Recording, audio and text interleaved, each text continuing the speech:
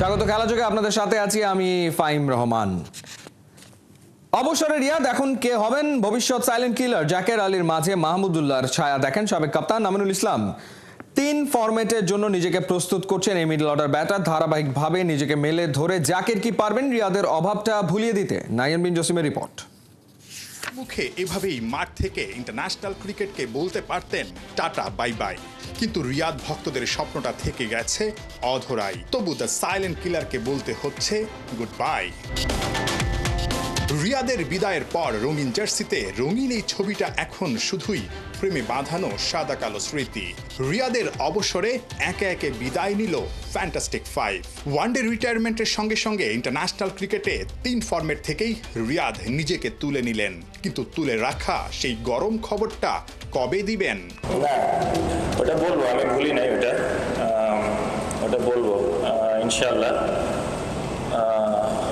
অবশ্যই বলবো, ওটা আমি ভুলি নাই, but probably this is not the right time again. ICC ইভেন্টে প্রথম সেঞ্চুরি, বিশ্বকাপে সবচেয়ে বেশি শতকের মালিক, কত কত কঠিন ম্যাচ জেতানো ইনিংস। সাইলেন্ট কিলার নীরবতা ভাঙলে জানা যাবে অনেক অজানা গল্পই, কিন্তু ইন্টারন্যাশনাল ক্রিকেটে তার শূন্যতা ঠিকই থেকে যাবে ভক্তদের কাছে। শূন্যস্থান পূরণ। আইসিসি ইভেন্টে প্রথম সেঞ্চুরি, বিশ্বকাপে সবচেয়ে বেশি শতকের মালিক, কত কত কঠিন ম্যাচ জেতানো ইনিংস। সাইলেন্ট কিলার নীরবতা ভাঙলে জানা যাবে অনেক অজানা গল্পই, কিন্তু ইন্টারন্যাশনাল ক্রিকেটে তার শূন্যতা ঠিকই থেকে যাবে ভক্তদের কাছে। শূন্যস্থান পূরণে কেউ না কেউ আসতেই হবে। কে হতে পারেন ফিউচারের ফিনিশার, আগামীর silent killer? Jaker Ali is a wonderful cricketer actually. আমার one of the favourite cricketer, because এত সাহস এবং এত পজিটিভ মাইন্ড নিয়ে ক্রিকেট খেলে। He is our next Mahmudullah actually. ক্যারিয়ারের মাত্র শুরু জাকের আলীর, কিন্তু 3 ফরম্যাটেই আস্থার প্রতিদান দিচ্ছেন ব্যাট হাতে। জাকের কি পারবেন কার্যকরী একজন হয়ে উঠতে ফিনিশারের ভূমিকাতে? আপনি 3টা ফরম্যাটেই খেলছেন জাকের আলী, সামনে তো আপনার ক্যারিয়ার পড়ে আছে। এখন পর্যন্ত সোফার যদি বলি টেস্ট এবং ওয়ানডে দুটারই অ্যাভারেজ সোফার, যদিও ছোট ক্যারিয়ার বাট অনেক ভালো। ওয়ানডেতে 40-এর মতো এবং টেস্টেও বেশ ভালো অ্যাভারেজ আমরা দেখেছি, মোটামুটি 50+। সো নিজেকে আসলে 3টা ফরম্যাটে একসঙ্গে সামনের সময়টায় কিভাবে এগিয়ে নিয়ে যেতে চান? নিশ্চয়ই একটা প্ল্যান করে আগাচ্ছেন। হ্যাঁ, এরকমই, যেরকম যাচ্ছে, যেরকম পারফরমেন্সের রেশিওটা আছে, ওটাই আমার প্ল্যানে, ওইরকমই ধরে রাখার চেষ্টা, জাস্ট ওইটার মধ্যেই ফোকাস আসলে। আমরা দেখি অনেকের আসলে এই কনসিস্টেন্সিটার অভাব থাকে। জাকের আলী অনেক আসলে কনসিস্টেন্সি নিয়ে কী ভাবছেন?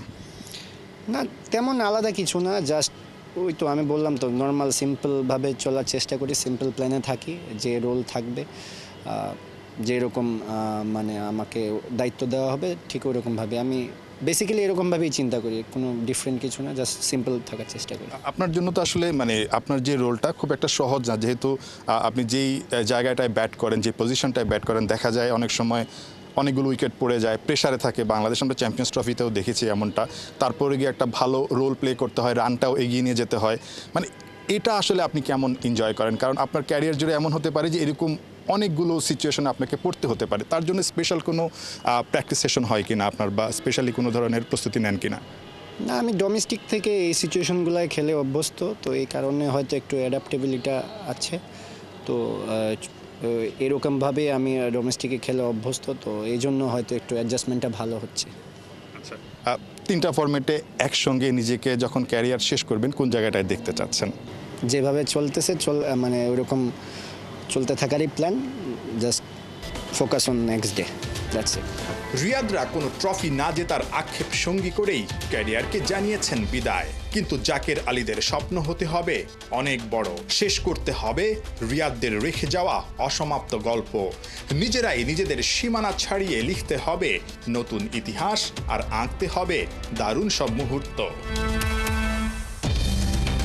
নাহিয়ান বিন জসিম, ৭১। মাস 5 আগে গরম খবর দেওয়ার বার্তা দিয়েছিলেন মাহমুদুল্লাহ রিয়াদ। বিসিবির কেন্দ্রীয় চুক্তি থেকে নাম সরিয়ে আন্তর্জাতিক ক্রিকেটকেই বিদায় বলেছেন সাইলেন্ট কিলার। এবার কি নীরবতা ভেঙে সেই খবর কিংবা ঘটনাটা তুলে ধরবেন? রিয়াদের সতীর্থ ইমরুল কায়েস বলছেন 2023-এ বাদ পড়ে ভারত বিশ্বকাপের আগে বেশ হতাশাগ্রস্তই ছিলেন অভিজ্ঞ এই ব্যাটার। সাইফুল রূপকের রিপোর্ট। বলবো, আমি ভুলি নাই ওটা বলবো ইনশাল্লাহ, ওটা আপনারা সময় মতো ইনশাল্লাহ পাবেন, তখন গরম খবর।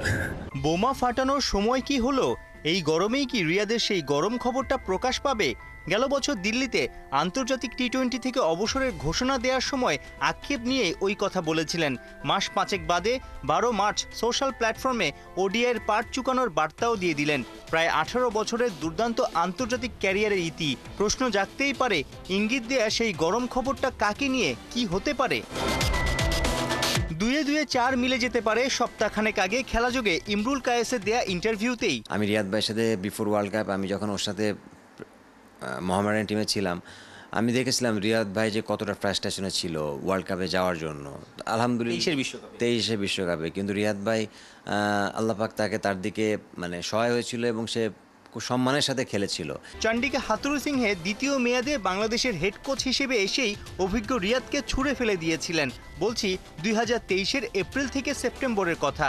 ক্রিকেটাঙ্গনে কানা ঘুষাচ্ছিল সে সময়ের হেড কোচ হাথুরু সহ নির্বাচক কমিটি ও বোর্ড কর্তাদের থেকে প্রাপ্য সম্মান না পেয়ে বেশ আহত হয়েছিলেন মাহমুদুল্লাহ রিয়াদ। যদিও সাইলেন্ট কিলারের জায়গায় তরুণরা ব্যর্থ হওয়ায় ভারত বিশ্বকাপের দলে রিয়াদকে নিতে বাধ্য হয় বিসিবি। মজার ব্যাপার, সেই ওয়ার্ল্ড কাপে দেশের হয়ে সবচেয়ে বেশি রানও করেছিলেন অভিজ্ঞ এই উইলোবাজ। বলা যায় ব্যাট চালিয়ে দারুণ একটা জবাবও দিয়েছিলেন। সে সময়ের কোনো ঘটনা কিংবা আক্ষেপকেই কি পরবর্তীতে গরম খবর হিসেবে উল্লেখ করেছিলেন মাহমুদুল্লাহ রিয়াদ? রিয়াদকে বলা হয় বাংলাদেশের মিস্টার আইসিসি। ওডিআই ক্যারিয়ারে 4 শতক, সবকটা আইসিসি ইভেন্টে। তবে দেশের মাঠ থেকে কোনো ফরম্যাটেই অবসর নিতে না পারার আক্ষেপ তো আছেই। 2021-এ হারারে টেস্টের মাঝপথেই গুড বাই জানান সাদা পোশাককে। শেষ টি-20 খেলেছেন ভারতের হায়দ্রাবাদে। 50 ওভারের শেষটা পাকিস্তানের রাওয়ালপিন্ডিতে। সাইফুল রূপক, 71। চারদিকে প্রশ্ন, রোহিত শর্মা কবে নিচ্ছেন অবসর? তবে প্রশ্নবাণ এড়িয়ে 2027 পর্যন্ত ঝড় তুলতে আসেন ভারতীয় কাপ্তান। রোহিতের বর্তমান যে ফিটনেস, তাতে 2027 ওয়ানডে বিশ্বকাপ পর্যন্ত তাকে মাঠে দেখতে চায় বিসিসিআই। বর্ডার গাভাস্কার ট্রফিতে সাদা পোশাকে বাজে পারফরমেন্সের পরও ইংল্যান্ডের বিপক্ষে আসন্ন টেস্ট সিরিজে দলে ডাক পেতে যাচ্ছেন রোহিত শর্মা। যেহেতু রোহিত টি-20 থেকে অবসর নিয়েছেন, তাই এখন তার ধ্যান ধারণা সবই টেস্ট ও ওয়ানডে নিয়ে। টিম ইন্ডিয়া 2025 সালের ওয়ার্ল্ড টেস্ট চ্যাম্পিয়নশিপ ফাইনালের জন্য যোগ্যতা অর্জন করতে পারেনি। তাই রোহিতের টার্গেট পরবর্তী আইসিসি ইভেন্ট 2027 সালের ওয়ানডে বিশ্বকাপে খেলা। যদিও তখন এই হিটম্যানের বয়স হবে 39। ম্যাচ ফির 75% কমিয়ে দেওয়া হচ্ছে পাকিস্তানি প্লেয়ারদের। আসন্ন ন্যাশনাল টি-20 কাপে অংশ নেওয়া খেলোয়াড়দের জন্য করা হয়েছে এমন নিয়ম, প্রতি ম্যাচের জন্য ফি হবে 10,000 পাকিস্তানি রুপি, যা বাংলাদেশি টাকায় মাত্র 4,200 টাকা। 2023 সালে এই ম্যাচ ফি ছিল 40,000 রুপি এবং 2022 সালে ছিল 60,000 রুপি। এছাড়া এবার স্কোয়াডের রিজার্ভ খেলোয়াড়রা প্রতি ম্যাচে পাবেন 5,000 রুপি। সম্প্রতি বড় বড় প্রকল্পের পেছনে বিশাল অঙ্কের অর্থ ব্যয় করছে পিসিবি। মহসিন নাকভি চেয়ারম্যান হওয়ার পর স্টেডিয়াম উন্নয়ন, উচ্চ বেতনে বিদেশি কোচ নিয়োগ ও ছাঁটাই, 5 জন মেন্টর নিয়োগে প্রতি মাসে 50 লাখ রুপি ব্যয় এবং একটি ঘরোয়া ওয়ানডে টুর্নামেন্টের প্রাইজ মানি 10 গুণ বাড়িয়েছে পিসিবি। মূলত এত অর্থ খরচের কারণেই ম্যাচ ফি কমিয়ে এনেছে পিসিবি।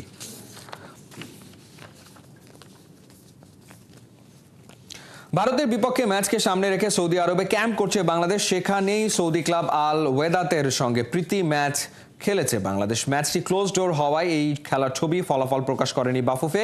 জাতীয় ফুটবল দলের হেড কোচ হাভিয়ার কাবরেরা সৌদির কন্ডিশনিং ক্যাম্পের মাঝে আরও একটা প্রস্তুতি ম্যাচ খেলতে চান। ম্যাচের আগে আমরা এখানে ট্রেনিং সেশন করেছি। সৌদির স্থানীয় ক্লাবটার সাথে প্রীতি ম্যাচের ফলাফল নিয়ে খুব বেশি চিন্তার কিছু নেই। এখানে আমরা আমাদের পরিকল্পনাগুলো ইমপ্লিমেন্ট করেছি। ফুটবলারদের জন্য এটা গুরুত্বপূর্ণ ছিল। দলের বর্তমান অবস্থানটা বোঝা গেছে। সৌদিতে কন্ডিশনিং ক্যাম্প চলাকালীন আরও একটা প্রস্তুতি ম্যাচ খেলতে চাই। বাংলাদেশের যদি থাকে হামজা চৌধুরী, তবে ভারতের আছে আপুইয়া রালতে, যার পায়ের জাদু চলে ডিফেন্স থেকে মধ্যমাঠ, এমনকি আক্রমণ ভাগেও। মুহূর্তেই খেলার মোড় ঘুরিয়ে দিতে পারে আপুইয়া। লাল সবুজের জন্য হতে পারে বড় থ্রেট। ভারতীয় ওয়ান ম্যান আর্মির খবর থাকছে মাহমুদুল হাসান সজীবের রিপোর্টে। লালেং মাউইয়া রালতে নামটা যতটা না কঠিন, মাঠে তিনি তার চাইতে আরো বেশি সাংঘাতিক ও বিপজ্জনক। ভারতীয় ফুটবলের তরুণ তুর্কি। কেউ ডেকে থাকেন মিডফিল্ড জেনারেল, কেউ বা ডাকেন সাইলেন্ট কিলার নামে। তবে আপুইয়া নামেই বেশি পরিচিত তিনি। বাংলাদেশের হয়ে অভিষেকের অপেক্ষায় হামজা দেওয়ান চৌধুরী। তাকে নিয়ে উচ্ছ্বাস আগ্রহের কমতি নাই।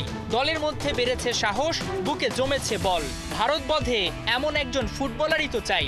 এই যখন হাল, তখন সীমানার ওপারে বাংলা শিকারে সুনীল ছেত্রীকে ফিরিয়ে এনেছে ভারত। হাভিয়ের কাবরেরার পরিকল্পনা হয়েছে এলোমেলো। নতুন করে যখন নকশা সাজাচ্ছেন কাবরেরা, নিশ্চয়ই পরিকল্পনার বড় অংশ জুড়ে থাকবে মিডফিল্ডার আপুইয়া। ভারতীয় ফুটবলের অন্যতম সেরা খেলোয়াড় হিসাবে দাবি করা হয় আপুইয়াকে। জাতীয় দলের জার্সিটা 2021 সালে গায়ে জড়িয়েছেন। নিয়মিত খেলে যাচ্ছেন ক্লাব পর্যায়ে। আইএসএল এর দল মোহনবাগান সুপার জায়ান্টে সেন্ট্রাল মিডফিল্ডের দায়িত্ব সামলে যাচ্ছেন আপুইয়া। তবে কেবল মধ্য মাঠেই নয়, খেলার পরিস্থিতি অনুযায়ী কখনো ডিফেন্সে প্রতিপক্ষকে রুখে দেয়া কিংবা আক্রমণে নিজেকে উজাড় করে দেয়া, আপুইয়া চষে বেড়ান পুরো মাঠ। ইন্টারন্যাশনাল ক্যারিয়ারে খেলেছেন মোটে 10 ম্যাচ। তাতে অবশ্য নেই গোল করার কোনো রেকর্ড, কিন্তু তাতে পরিমাপ করা যাবে না এই দুরন্ত ফুটবলারকে। ভারতীয় সমর্থকদের তরফ থেকে দাবি করা হচ্ছে হামজাকে টেক্কা দিতে আপুইয়া হতে পারেন বড় অস্ত্র। ইন্টারন্যাশনালে গোলের দেখা না পেলেও ঘরোয়া লিগগুলোতে তিনি অনন্য। লোকাল, ইন্টারন্যাশনাল সহ গোটা ক্যারিয়ারে 153 ম্যাচ খেলার অভিজ্ঞতা আছে ভারতীয় এ ফুটবলারের। তাতে গোলের দেখা পেয়েছেন 8 বার, অ্যাসিস্ট করেছেন 2 বার।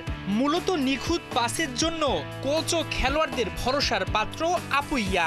তার পাসের হার 85%। ইন্ডিয়ান সুপার লিগে বেশ জনপ্রিয় এ ফুটবলার নিজেকে আলাদা করেছেন মাঝ মাঠে আধিপত্য ও নিয়ন্ত্রণে। বাংলাদেশের জন্য বড় থ্রেট হতে পারেন আপুইয়া। তার ক্ষিপ্রতা আর দুরন্তপনা জামাল বাহিনীকে এলোমেলো করে দিতে পারে। তাই পরিকল্পনা হওয়া চাই নিখুঁত, নইলে এক আপুইয়াই যে বাংলাকে ডুবিয়ে দিতে পারে। মাহমুদুল হাসান সজীব, 71। 7 সেকেন্ডে আতলেতির গোল, ভিনির পেনাল্টি মিস, টাইব্রেকারে ভিআর বাতিল করলো আলভারেজের গোল। ইউএফা চ্যাম্পিয়ন্স লিগের শেষ 16 শেষ লেগে জমে উঠেছিল চরম নাটকীয়তা। পেনাল্টি বাতিলের জন্ম দিয়েছে বিতর্কে। সবশেষ জয়ের হাসি রিয়াল মাদ্রিদের। কোহিনুর গনার রিপোর্ট। আতলেতির সেরা পেনাল্টি টেকার হুলিয়ান আলভারেজের বুলেট শট স্কোরও করলেন। যেই না সেলিব্রেশনে মাত পেয়ে দল, তখনই ভিএআর বলে দিল নো গোল। মিস্ট্রির সাথে খানিকটা কন্ট্রোভার্সি। চ্যাম্পিয়ন্স লিগের রিয়াল মাদ্রিদের ম্যাচ মানে এমনই টইটুম্বুর রোমাঞ্চ।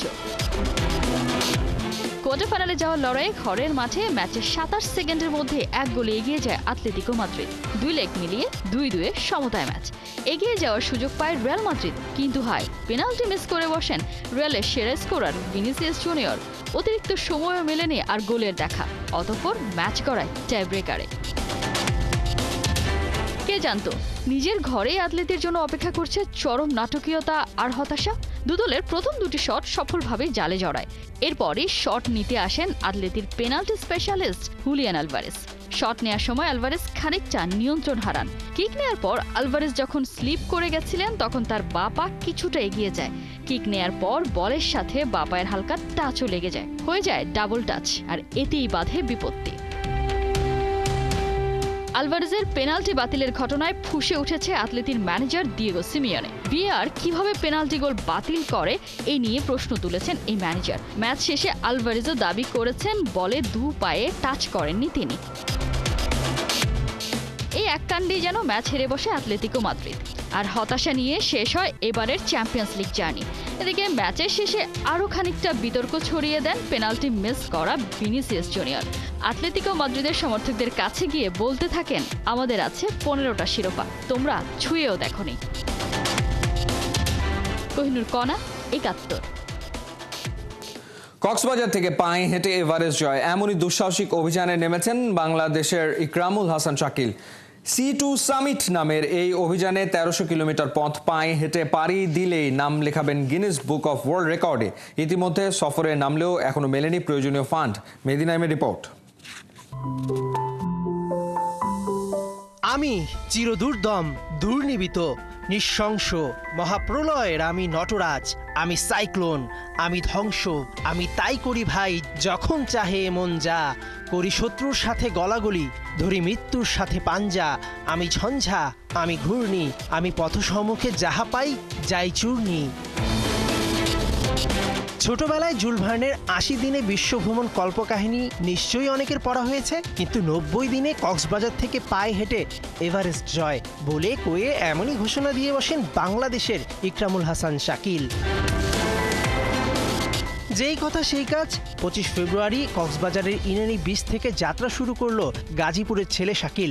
নেপালে অবস্থিত পৃথিবীর সর্বোচ্চ পর্বতশৃঙ্গ জয় করতে শাকিল পায়ে হেঁটে পাড়ি দিবেন ১৩০০ কিলোমিটার, যার জন্য তাকে ভ্রমণ করতে হবে পাক্কা প্রায় ২.৫ মাস। সারা পৃথিবীর মানুষ আমাদের দিকে তাকিয়ে থাকবে যে হ্যাঁ, সমুদ্রতল সমতলের মানুষজন তারাও এত দুর্গম এবং কঠিন অভিযান করার মতো সাহস তারা রাখতে পারে। অভিযান সফল হলে সবচেয়ে কম বয়সে কম সময়ে পায়ে হেঁটে দীর্ঘ পথ পাড়ি দিয়ে এভারেস্ট জয়ের রেকর্ড স্পর্শ করবেন শাকিল। এই ছিল এই মুহূর্তের খেলাযোগে সরাসরি সংবাদ অনুষ্ঠান দেখতে চোখ রাখুন ৭১-এর ফেসবুক পেজে এবং সাবস্ক্রাইব করুন ৭১-এর ইউটিউব চ্যানেলে। ৭১-এর সাথেই থাকুন।